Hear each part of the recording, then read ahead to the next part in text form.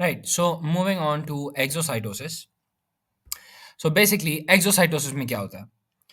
The membrane of a vesicle fuses with the plasma membrane, extruding मतलब cell से बाहर निकालना its contents outside the cell. तो आपकी एक मेम्ब्रेन होती है जो कि सेल के अंदर होती है, वो जाके आपकी प्लाज्मा मेम्ब्रेन के साथ मर्ज होती है एंड उसके जो कंटेंट्स होते हैं वो फिर बाहर एक्सट्रूड हो जाते हैं. Why does this happen?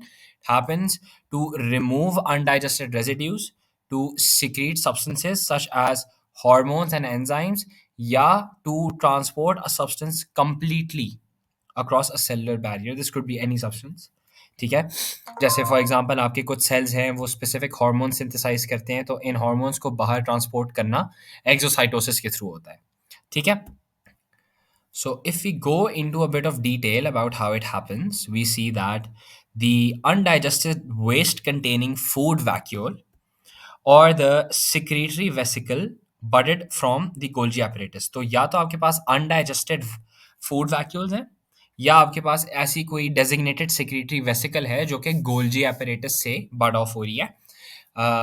वो is moved by the cytoskeleton from the interior of the cell to the surface. अब surface पे क्या है? आपकी plasma membrane है, right? The vesicle membrane comes in contact with the plasma membrane, and then the lipid molecules of the two bilayers. अब ये vesicle भी आपकी phospholipid bilayer से बनी हुई है और आपकी प्लाज्मा मेम्ब्रेन भी फॉस्फोलिपिड बाइलेयर से बनी हुई है, तो दोनों के जो फॉस्फोलिपिड मॉलिक्यूल्स हैं they will interact and rearrange themselves and the two membranes are going to be fused. Okay, and then a passage is formed in the fused membrane and the vesicle discharges its contents outside the cell. ठीक है, तो basically आपकी vesicle का merger होता है आपकी cell membrane के साथ और उसके जैसे यहाँ पे आप देख सकते हो उसके जो कंटेंट्स हैं वो बाहर निकल आते हैं.